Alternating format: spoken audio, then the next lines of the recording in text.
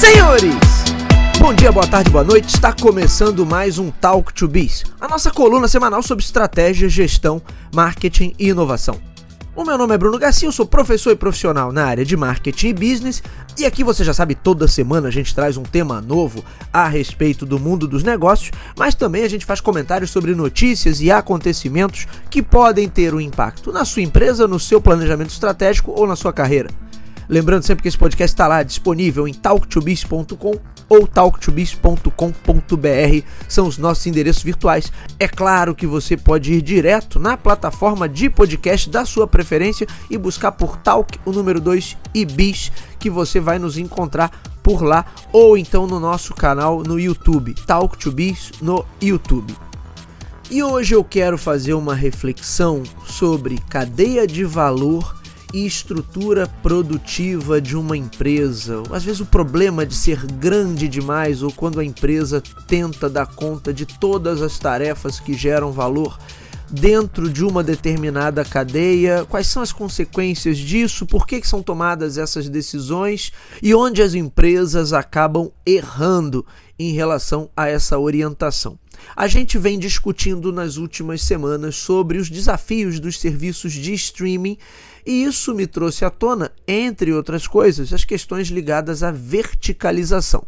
Os problemas da verticalização não são específicos do streaming, eles são problemas comuns enfrentados também por outros setores. E muito do que a gente está vendo hoje tem relação direta com isso. O que é verticalizar uma cadeia produtiva? É quando uma empresa quer assumir para si todas as tarefas e entregas que estão antes ou depois dela em uma determinada cadeia. Ou seja, a empresa quer assumir todas as tarefas que vão desde a origem de um determinado insumo, de uma determinada matéria-prima, até a entrega final ao consumidor, onde ela vai dominar toda aquela cadeia ali de geração de valor. É claro que você pode verticalizar alguns níveis, você pode integrar algumas coisas e tem as empresas que tentam verticalizar tudo. O conceito de verticalização ele fazia muito sentido no início do século passado. Hoje em dia nem é mais tão comum. Por que no passado ele fazia sentido? Porque para algumas indústrias que tinham ou uma natureza mais simples, ou então muitas delas tinham um caráter extrativista ou de exploração de algum tipo de recurso,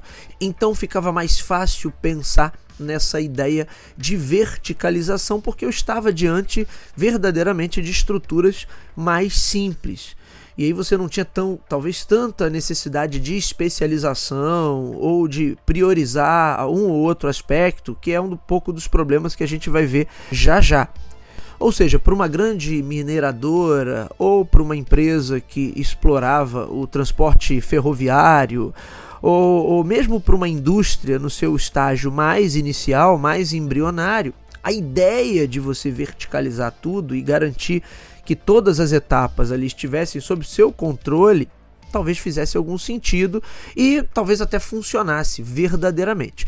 Mas quando a gente traz isso para o cenário atual, a coisa fica um pouco mais complicada, porque aí as organizações se tornam também cada vez mais complexas, elas vão necessitar de níveis mais aprofundados de especialização, o que torna a ideia de verticalizar por completo um grande desafio gerencial e, na minha visão, praticamente uma utopia. Por isso o título desse episódio, ser unmanageable, que seria traduzido como algo ingerenciável ou, de certa maneira, ingovernável, porque justamente parte dessa ideia da complexidade das organizações atuais e o quanto seria difícil você manter diversas unidades de negócio com prioridades específicas e com demandas também específicas dentro de uma mesma gestão e dentro de uma mesma orientação estratégica. Vejam que mesmo no início do século passado, o próprio Henry Ford tentou fazer isso, criando uma espécie de verticalização suprema, onde a Ford seria responsável até pela produção da borracha que seria usada para depois confeccionar os seus pneus. Inclusive a empresa construiu uma cidade inteira para isso, apelidada carinhosamente de Fordlândia, lá no estado do Pará, lá pelos anos 20, década de 20 do século passado, se não me falha a memória. Tudo isso com o objetivo de criar essa verticalização absoluta, onde a Ford teria o controle até dos seus insumos mais elementares. E é óbvio que a coisa toda não deu certo. Então, vamos entender um pouquinho mais essa lógica da verticalização. Normalmente tem duas razões para se buscar essa verticalização. A primeira, normalmente, é de ordem produtiva e estratégica. Se eu controlo toda a cadeia, tenho maior controle também sobre o abastecimento, eu consigo manter o ritmo da minha produção e, supostamente, eu controlo também os custos. Supostamente, porque depois a gente vai ver que isso não é tão simples assim. Mas, de certa maneira, isso evitaria que uma empresa se torne refém de um outro elo da cadeia de valor. Portanto, quando a empresa busca essa verticalização, ela está buscando o quê? Talvez conseguir manter o ritmo produtivo ou impor o ritmo produtivo que ela quiser, ao mesmo tempo que estaria reduzindo também, supostamente, reduzindo a influência de parceiros comerciais e parceiros de distribuição e principalmente aumentando o seu poder pela perspectiva estratégica. Porque aí, quando ela não depende mais de negociar com A, B ou C, é claro que ela se torna muito mais autônoma, muito mais independente, então toma decisões também de uma forma mais livre, mais fácil. O segundo ponto, que normalmente é ponto de partida também para a busca de uma verticalização, é de certa maneira uma ganância tosca, muito comum, baseada na crença de que a empresa pode ganhar mais dinheiro se controlar todas as etapas. Isso vem ancorado também numa outra crença de que esse negócio onde a gente está é tão bom, tão maravilhoso, dá tanto dinheiro, e aí por que a nossa empresa permitiria que outras empresas ganhem dinheiro também às nossas custas? Vamos verticalizar tudo e o dinheiro vai ser todo nosso. Então é esse tipo de ganância tosca, que também é ingênua, parte de uma perspectiva simplista do mundo e de como as coisas funcionam, faz também com que muitas empresas busquem essa maior integração, porque aí elas ganham mais dinheiro e com isso elas teriam, além do controle da produção e além de maior poder pela perspectiva estratégica, como a gente colocou no primeiro item, haveria também uma vantagem financeira inegável. Olha, eu vou ganhar dinheiro de todos os lados. E aí a busca por essa verticalização. E tem um terceiro ponto também que a gente poderia citar, mas como um fator talvez mais psicológico, que seria o desejo de controle absoluto, de construir uma organização que se encerre em si mesma, que não dependa de absolutamente ninguém. Mas aí a gente já está entrando no campo da saúde mental e eu prefiro deixar o assunto para algum podcast que seja especializado no tema. É óbvio que esse desejo de controle absoluto e o desejo da empresa que não dependa de ninguém, por si só já é uma insanidade, porque a empresa só faz sentido se ela está inserida em um contexto social. Portanto, a ideia de ter esse controle absoluto e essa autonomia, independência total, só faz sentido numa mente ingênua, numa mente que estudou pouco ou numa pessoa doente. Então a gente nem precisa considerar tanto esse ponto. Mas vamos lá, tanto pela primeira quanto pela segunda opção, a verticalização nunca é um processo simples. E as supostas crenças dos saltos de produtividade e também dos saltos de lucratividade acabam indo por água abaixo. Portanto, podemos dizer que a verticalização pode fazer sentido em algumas situações e em alguns níveis, mas raramente ela faz sentido para uma cadeia de valor como um todo. Quando você possui muitas unidades de negócios, todas com perspectivas diferentes, fica muito complicado orquestrar todas as prioridades para ter os ganhos que se esperavam no começo. Mesmo que todas as unidades estejam sobre o mesmo comando corporativo. Por quê? Porque acabam sendo negócios muito diferentes que demandam abordagens próprias, sem falar no nível de especialização que a gente já citou antes. E aí vem uma traquinagem, quando se tenta orquestrar todas as unidades para que elas atendam a uma mesma orientação estratégica, desconsiderando as particularidades de cada negócio em si, o mais provável é que elas individualmente percam produtividade e percam também a lucratividade. Por quê? Porque para atender as questões do comando central, elas vão ter que passar por cima das características que separadamente fariam com que cada unidade por si só fosse mais lucrativa e fosse mais produtiva. Então percebem como a coisa dá uma volta e a gente acaba caindo no mesmo problema? É como se eu, sendo dono de uma rede de pizzarias, quisesse controlar até as plantações que geram o trigo que vai ser processado para alguém depois fazer a farinha. Em cada uma dessas etapas existe um nível absurdo de especialização e questões muito particulares que certamente garantem a melhor otimização e os melhores resultados. Se eu junto todas essas unidades sob o mesmo comando e tento fazer com que todas funcionem pela minha perspectiva, pela perspectiva do comando central, ou seja, da pizzaria, nesse exemplo que eu trouxe aqui, ao se adaptar para atender a essa visão central, é fato que parte disso vai se perder. Ou seja, parte do que as unidades tinham de vantagem separadamente e dentro da sua própria perspectiva, acaba se perdendo. Tanto as plantações quanto a produção de farinha certamente vão perder em produtividade e em competitividade, porque vão estar orientadas para garantir vantagem para a atividade central e não para sua própria perspectiva de criação e entrega de valor. É justamente por isso, em uma perspectiva mais moderna, que as organizações tentam focar suas energias no seu core business, naquilo que de fato é a sua vocação. Em algumas situações, é claro que pode caber algum nível de integração, mas buscar uma integração total pode resultar em mais confusão logo à frente. E não deixa de ser o que acontece hoje com algumas dessas plataformas de streaming. Talvez pelo fato de atuarem apenas com sistemas e no universo digital, isso tenha criado a ilusão de que poderiam voltar a esse mito original da verticalização, do tipo, agora ficou mais fácil controlar todas as etapas porque tudo se encerra na minha própria plataforma. E nesse caso não foi uma verticalização necessariamente por ganhos de produtividade, mas sim movido por essa ilusão quase que infantil de que teria um controle absoluto e que o negócio seria muito mais parrudo e também muito mais lucrativo. Vejam que se a gente lembrar, pela sua perspectiva original, Netflix, por exemplo, seria apenas uma locadora digital. Vocês lembram disso lá do início do projeto, do início da coisa toda?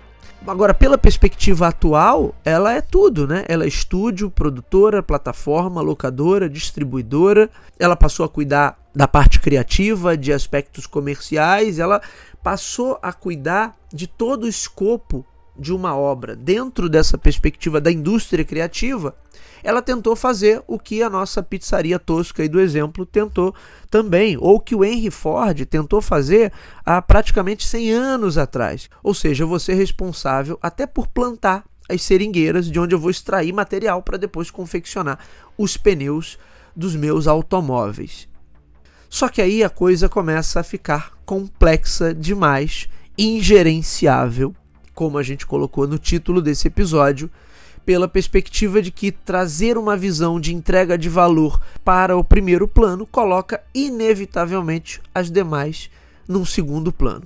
E aí quando a gente vê o tipo de problema que as plataformas de streaming estão enfrentando hoje, seja lá a greve de atores e roteiristas, sejam as questões de retorno sobre o investimento das obras que estão sendo produzidas, percebe-se claramente que, ao juntar todo mundo dentro do mesmo pacote, porém privilegiando uma única visão, que é o que faria sentido nesse processo de verticalização e integração total, eu acabo tendo problemas de outras naturezas, porque em algum ponto a conta não vai fechar para alguém, para alguma etapa dessa cadeia, mesmo que estejam todos integrados, a conta certamente não fecha. Isso também seria um tipo de miopia, A gente gravou no episódio Talk to Biz 167 sobre o problema do produto que quer ser tudo, que aqui é uma questão de miopia de marketing. Só que aqui seria uma miopia de natureza mais gerencial e estratégica. O erro da organização que quer ser tudo e que quer ganhar dinheiro com todas as esferas de uma determinada cadeia de valor. Em um cenário de expansão de mercado, talvez a gente tenha menos atritos e os eventuais problemas possam ser mais facilmente contornados. Mas quando o mercado entra em maturidade e em fase de consolidação, tema inclusive que eu gravei no review da semana passada, aí essas diferentes perspectivas começam a aflorar, começam a pesar mais e fica muito mais complicado manter todo mundo sob o mesmo guarda-chuva. Por fim, acho que vale olhar para esses ciclos de uma orientação para a verticalização e para o gigantismo de uma empresa pela perspectiva financeira. Como a gente já disse aqui em inúmeros programas, muitas dessas decisões atendem muito mais a uma necessidade de manter as expectativas a respeito de uma empresa em alta do que necessariamente pelo impacto efetivo que elas vão ter na gestão. Portanto, sempre que eu anuncio, ou prometo integrar mais uma etapa, mais um elo dessa cadeia ou pegar mais uma atividade dentro desse mercado, possivelmente para os investidores e para os especuladores é uma oportunidade interessante para apostarem, olha, essa empresa aqui ela vai ter um ganho de faturamento, ela vai se tornar muito maior, muito mais robusta, portanto isso atende também a essa perspectiva de especulação financeira. E aí fica até engraçado porque acaba se tornando natural e esperado que num ciclo se fale mais em integração, até que a conta passa a não fechar tão bem quanto antes, e aí vem um novo ciclo que precisa ser iniciado, dessa vez com a orientação para uma desintegração, com cada unidade se tornando independente e buscando sua melhor forma de funcionamento. Exatamente o que a gente está assistindo hoje no mercado de streaming. Primeiro a integração total, olha, agora vamos ganhar muito mais dinheiro porque vamos integrar tudo. E agora, não é bem assim, vamos ganhar mais dinheiro fazendo justamente o quê? Voltando à forma original que a gente era no começo, desarticulando essas unidades e fazendo com que cada uma tenha a sua própria perspectiva e o seu próprio ganho. No final das contas, eu acredito que empresas mais sólidas vão saber encontrar o seu próprio meio termo entre o quanto é preciso integrar e o quanto é interessante especializar e dividir. E no meu entender, cabe uma orientação clássica do mestre Peter Drucker. As únicas tarefas essenciais e que geram valor para uma empresa são marketing e inovação. Aliás, a gente pode até gravar e deve gravar, vou botar aqui na minha lista para a gente fazer um episódio especificamente sobre isso. Mas as únicas tarefas essenciais, na visão de Drucker, marketing e inovação. Todo o resto acaba se configurando como um custo, um peso. Muitas vezes um mal necessário, porque a organização não vai poder se furtar aquela responsabilidade e a um rol de atividades que fazem parte ali do seu negócio, mas às vezes também algo desnecessário que poderia muito bem ser evitado e sair do radar da gestão.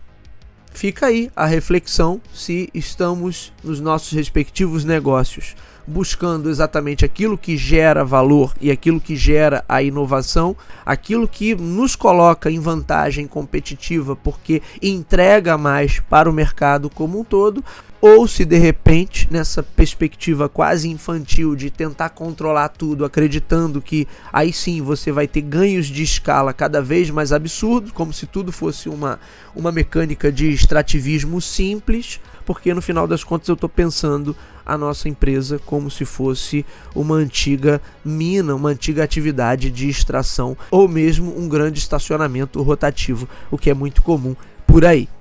Fica a reflexão para a semana de vocês.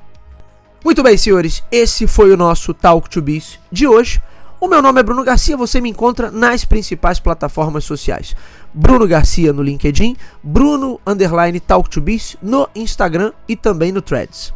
O Talk to Biz, você já sabe, está disponível nas principais casas do ramo. Se você é usuário Apple, vai lá no aplicativo de podcast do iOS. Se você é usuário Android, vai lá em Google Podcasts. Se você está acostumado a ouvir suas músicas e seus programas prediletos pelo Spotify, Deezer, Amazon Music ou em tantas outras plataformas, também estamos por lá. Basta buscar por Talk, o número 2 e Biz, que vocês vão nos encontrar. É claro que você pode ir direto na fonte nos nossos endereços virtuais, talktobiz.com ou talktobiz.com.br. Sempre fica o meu convite para que conheçam o nosso canal no YouTube, Talk to Biz no YouTube, além de todos os episódios do nosso podcast. tem também conteúdo exclusivo em vídeo, portanto, vale a pena dar uma olhada e conferir esse conteúdo que a gente produz por lá. Por fim, fica o meu pedido: se você acompanha o nosso trabalho, gosta do material que é produzido por aqui, ele agrega valor ao seu dia a dia profissional, aos seus estudos, à sua tomada de decisão, compartilhe e indique para os seus amigos. Vamos atuar nessa corrente do bem, levando bom conhecimento qualificado sobre estratégia, gestão, marketing e inovação ao número cada vez maior de ouvintes. É isso, meus amigos, hoje ficamos por aqui, nos vemos na semana que vem. Um abraço a todos, até lá!